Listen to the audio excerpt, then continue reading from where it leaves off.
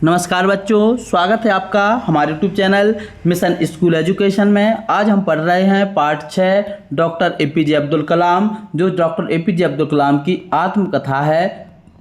इसको हम पढ़ने वाले हैं। सभी ने पाठ पढ़ लिया होगा। अब हम इसके कार्यपत्रक हल करेंगे। बढ़ते हैं हम पहले कार्यपत्रक की तरफ और स्पीड से हल करते हैं अपना पहला कार्यपत्रक। हमारा पहला कार्यपत्रक है श्रुतलेख, शिक्षक द्वारा बोले गए शब्द लिखें। इसमें पहला शब्द हमारा बाल्यकाल, दूसरा है दुर्लभ, तीसरा है पुस्तकालय, उत्साहित, रामेश्वरम, स्वतंत्रता, आंदोलन, ज्योतिष, मद्रास, सराफा, महानगरी, दृष्टिकोण, महापुरुषों, शमसुद्दीन, अखबार, सामाजिक, भावनात्मक, संस्कारों, विरासत, ईमानदारी, आत्मानुशासन, विश्वास, करुणा, विरासत, रामानंद शास्त्री, अरविंदन, शिव प्रकाशन, रामायण, पैगंबर मोहम्मद साहब, मुसलमान, सामाजिक असमानता, सांप्रदायिकता, नौजवान, शिक्षा। इतना आपको इसमें लिखना है और पहला कार्यपत्रक आपको हल कर लेना है।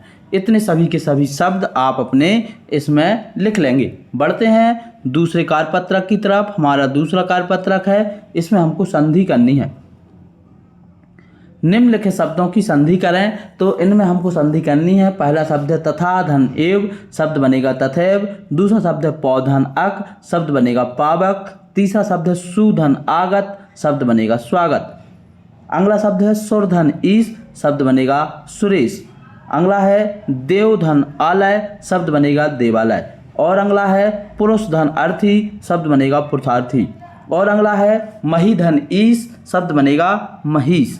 लास्ट शब्द है हमारा भौधन उक, शब्द बनेगा भावुक। इस तरीके से आपको सभी इसके संधि शब्द कर लेने हैं और अपनी किताब में लिख लेने हैं। पूरे के पूरे जो संधि शब्द हैं इसीलिए बनाए गए हैं कि ताकि आप इनको सीख सकें। तथैव, पावक, स्वागत, सुरेश, देवालय, पुरुषार्थी, महिष, भावुक। अगला हमारा दूसरा प्रश्न है, निम्नलिखित शब्दों के संधि विच्छेद करें। तो शब्द है सरलार्थ, सरलार्थ का होगा सरल धन अर्थ। देवर्षि का देवधन ऋषि, नारीश्वर का नारी धन ईश्वर, निर्धन का निधन धन, यद्यपि का यदि धन अपि, शयन का से धन अन शयन, नाविक का नौ धन एक नाविक, लोकोक्ति का लोक धन उक्ति, शब्द हो जाएगा लोकोक्ति।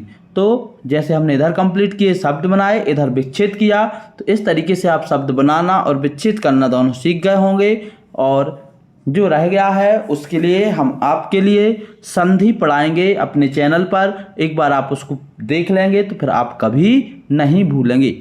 आज के इस कार्यपत्रक में इतना ही। बढ़ते हैं अगले कार्यपत्रक की तरफ। हमारा अगला कार्यपत्रक नंबर 3 है। कार्यपत्रक नंबर 3 में हमको हल करना है मूल शब्दों के बाद दिए गए शब्दांश जोड़कर शब्द बनाइए। यहाँ पर मूल शब्द जैसे लिखा है विज्ञान, और विज्ञान के बाद धन लग के एक लिखा है, तो दोनों को जोड़ करके क्या बनेगा। पहले वाले में विज्ञान धन एक बनेगा वैज्ञानिक, प्रतिभा धन बान बनेगा प्रतिभावान, सम्मान धन इत शब्द बनेगा सम्मानित, गाड़ी धन बाला शब्द बन जाएगा गाड़ी वाला, चट धन नी शब्द बन जाएगा चटनी, फुक धन नी शब्द बन जाएगा फुकनी, गरीब धन ई शब्द बन जाएगा गरीबी, किराए धन दार शब्द मिलके बन जाएगा किराएदार। तो ऐसे आपने इन शब्दों को भी कर लिया होगा और जो पूरे के पूरे शब्द आपने लिख लिए होंगे। वैज्ञानिक, प्रतिभावान, सम्मानित, गाड़ी वाला, चटनी, फुकनी, गरीबी, किराएदार। इधर हमको बताना है शब्द अलग अलग लिखे हैं, जोड़ करके लिखना है। प्रयोग धनशाला शब्द बन जाएगा प्रयोगशाला। अगला है स्वभाव धन एक शब्द बन जाएगा स्वाभाविक, भारत धन ईय शब्द बन जाएगा भारतीय, लकड़ धन हारा शब्द बन जाएगा लकड़हारा, पालन धनहार शब्द बनेगा पालनहार, धन धन बान धनवान, कड़वा धन आहट शब्द बन जाएगा कड़वाहट, दुकान धनदार शब्द बन जाएगा दुकानदार। तो आप ऐसे इनको लिख लेंगे। प्रयोगशाला, स्वाभाविक, भारतीय, लकड़हारा, पालनहार, धनवान, कड़वाहट, दुकानदार। इस तरीके से कार्यपत्रक नंबर 3 कंप्लीट हुआ। अब हम बढ़ते हैं अपने अगले कार्यपत्रक की तरफ। हमारा अगला कार्यपत्रक है, नीचे दी गई सूची में वैज्ञानिकों की खोज के अनुसार मिलान करें। तो हमने वैज्ञानिकों की खोज के अनुसार मिलान कर दिया है और सबके सामने सही उत्तर लिख दिए हैं। जैसे पहला शब्द लिखा है सर आइजैक न्यूटन। तो सर आइजैक न्यूटन ने जो खोज की थी वह की थी आपके गति के नियम की खोज। वैसे आपके इसमें 8 नंबर पे लिखा है आइजैक न्यूटन ने गति के नियम की खोज की। दूसरा है अल्फ्रेड नोबल। अल्फ्रेड नोबल ने खोज की थी डायनामाइट की। अगला है एमिल बेर्लिनेर। एमिल बेर्लिनेर ने जो खोज की थी वह की थी ग्रामोफोन की। 7 नंबर पे लिखा है gramophone. Edmond Halley. Edmond Halley ने खोज की थी धूमकेतु की। अगला है गैलीलियो गैलीली। गैलीलियो गैलीली ने जो खोज की थी वह की थी टेलीस्कोप की, जिसमें हम जो है खगोलीय दूरदर्शी भी कहते हैं। तो इससे इन्होंने इसकी खोज की थी। अगला है Alexander Graham Bell. Alexander Graham Bell ने जो खोज की थी वह की थी टेलीफोन की। लास्ट 7 नंबर का हमारा है जॉन नेपियर। जॉन नेपियर ने खोज की थी नेपियर लघुगणक की। अंतिम बचता है मैडम क्यूरी। तो मैडम क्यूरी ने जो खोज की थी वह की थी रेडियम की। तो आपके लिए यहाँ पे हमने एरो लगा के भी बता दिए हैं और सबके सामने सही उत्तर यहाँ लिख दिए हैं। तो आप इनको सीधे इनके सामने सामने आप सही भर सकते हैं या फिर मैच कर सकते हैं। इस तरीके से कार्यपत्रक नंबर 4 कंप्लीट हुआ। अब हम बढ़ते हैं अपने कार्यपत्रक नंबर 5 की तरफ। कार्यपत्रक नंबर जो हमारा 5 है उसमें स्पष्ट लिखा हुआ है कॉलम आ में दिए गए समानार्थी शब्दों का मिलान कॉलम बा में दिए गए शब्दों से करें। पहला शब्द हमारा कॉलम आ में लिखा है दुर्लभ। तो दुर्लभ मतलब होता है जो बहुत हमें कठिनाई से प्राप्त हो। अब आपको कठिनाई से प्राप्त कहाँ लिखा है, तो ये लिखा है कठिनता से प्राप्त होने वाला। तो 1 नंबर के में आप इसको लिख देंगे। दूसरा शब्द लिखा है पुस्तकालय। तो पुस्तकालय का मतलब होता है जहाँ पर पुस्तकें रखी जाती हैं। पुस्तक घर जिसमें बैठ करके पुस्तक पढ़ते हैं, पत्र पत्रिका पढ़ते हैं। तो 2 नंबर में आ जाएगा आपका ए वाला। तीसरा है वितरण। वितरण मतलब होता है बांटना। तो तीसरे वाले में आ जाएगा आपका वितरण में आएगा बांटना। चौथा लिखा है आत्मकथा। आत्मकथा का मतलब होता है स्वयं की कथा। तो आपके 4 नंबर में आ जाएगा आत्मकथा में स्वयं की कथा। इसके बाद लिखा है आर्थिक। आर्थिक मतलब अर्थ से संबंधित। अर्थ का मतलब यहाँ पे पैसा है, धन है। तो धन से संबंधित, पैसे से संबंधित कहलाता है आर्थिक। तो यहाँ पे आ जाएगा आपका आर्थिक। लास्ट बचता है आपका 6वां दृष्टिकोण। दृष्टिकोण मतलब होता है देखने का नजरिया। तो 6 नंबर में आ जाएगा आपका देखने का नजरिया। अब आप समझ गए होंगे। दुर्लभ में आपको लिखना है कठिनता से प्राप्त होने वाला। पुस्तकालय के सामने आपको लिखना है पुस्तक घर जिसमें बैठकर पुस्तक पत्र पत्रिका पढ़ते हैं। वितरण में आपको लिखना है बांटना और आत्मकथा में लिखना है स्वयं की कथा। आर्थिक में लिखना है अर्थ से संबंधित और दृष्टिकोण में लिखना है देखने का नजरिया। कार्यपत्रक नंबर 5 कंप्लीट हुआ।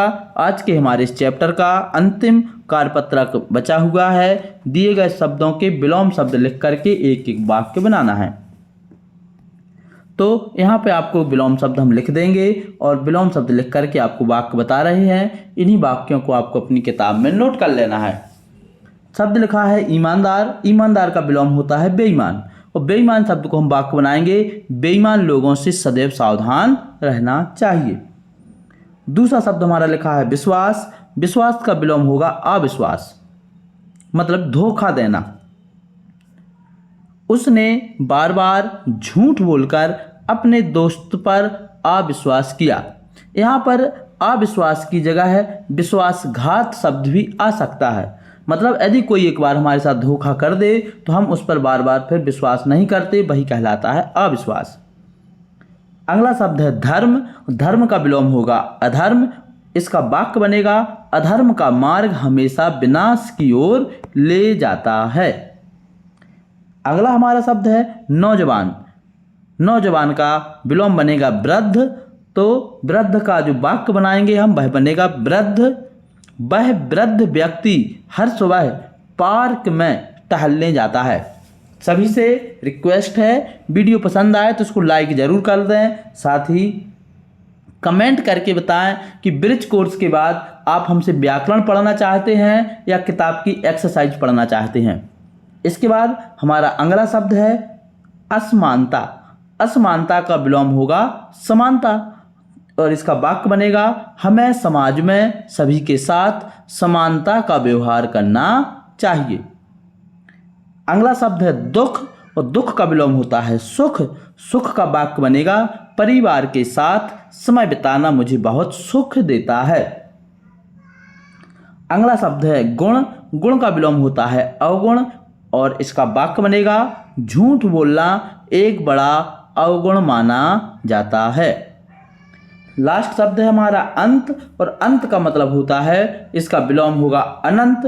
तो अनंत मतलब जिसका कोई अंत ना हो, जिसको जैसे आप गणित की भाषा में इन्फिनिटिव बोलते हैं तो ये है अनंत। अब इसमें जो वाक्य बनाएंगे हम बनाएंगे समुद्र की लहरें अनंत दिखाई देती हैं, मतलब हम उनको गिन नहीं सकते, इनका कोई अंत नहीं है।